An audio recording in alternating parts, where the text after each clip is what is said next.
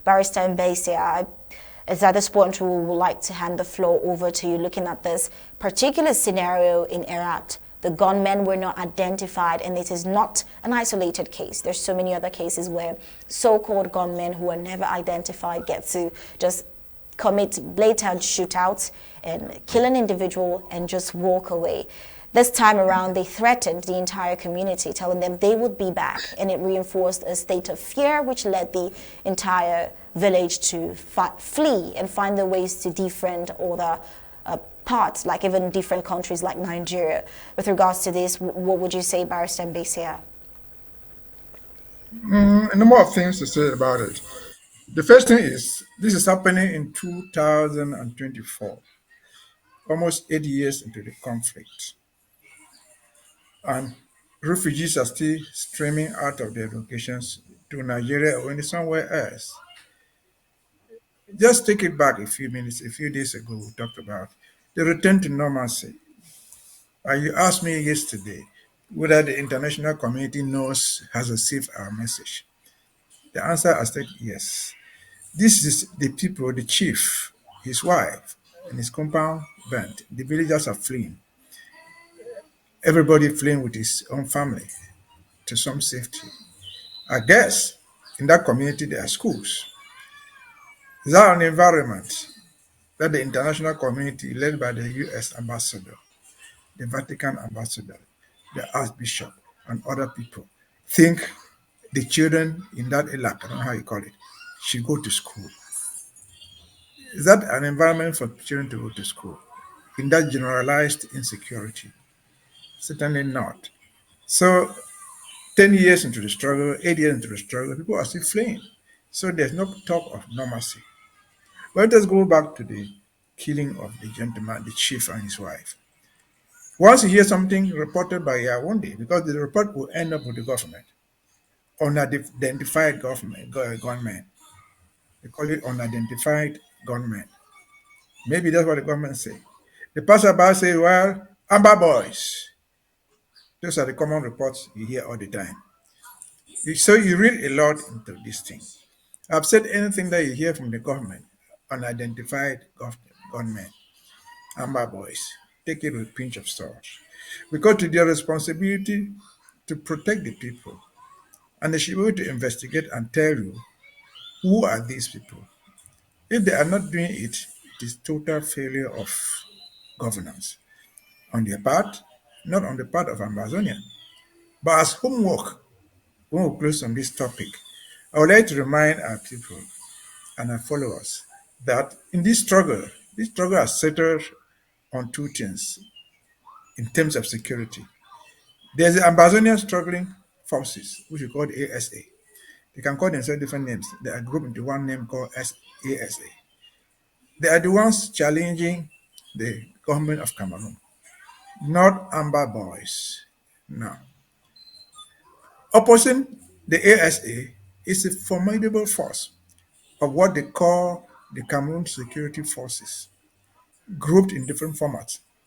They are grouped in the BIR, all of us know that.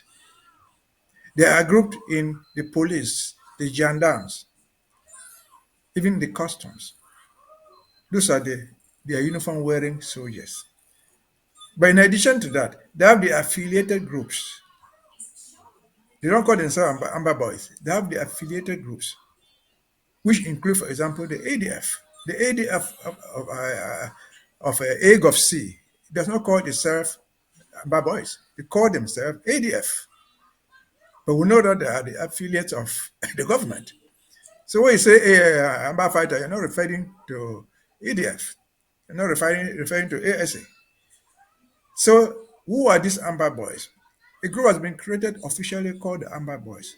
We also know there's a group called Amba Boys, which is headed by Atanganji. Atanganji's defense forces are called Amba Boys. It's not me saying. They've created Amba Boys as the support group for the government. But that's not even all. There's another one again. They call them the Vigilante, officially created by Gerard. So these guys are affiliated to the government. And so when you hear Amba boys, you hear vigilante, Ngala Gerard, you hear Amba boys, think of Atanganji, you hear the ADF, you know that this is Chua Yabastin, but we also know that is an affiliate of the government. So this thing is certain that we must be able to identify and properly identify who was responsible for what. So that's it. It's a pity that this poor man with his family is killed. They didn't only kill him, they destroyed everything he calls property, burn it down, and you have only sympathizers, fleeing sympathizers to bury his corpse, their corpses before fleeing themselves. And so this is where we find ourselves. Does the international community take note of this? Of course. You and me are listening to news. They listen to the same news. They only know of all this. Of course they do know. He said this thing is happening in India. So he cannot escape the notice of Mr. Dion Gute, who is the prime minister sitting here only there. Whether you like it or not, that office of prime minister has a lot of influence, has a lot of power.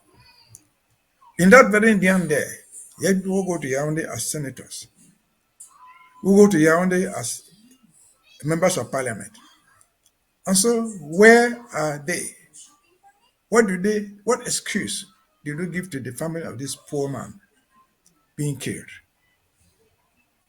without anybody being held accountable?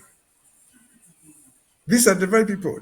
A few days to come, they will say, go and vote Mr. Pobia. He's the best president we've ever found. And so, what should you tell the family of this guy if we both meet in heaven or even in hell? There's a story to be told. Again, this is a continuation of the lockdown.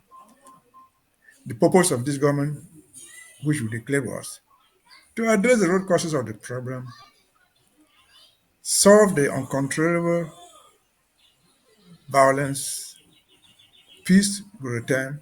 The chief would not have died if there had been peace. And so that is it.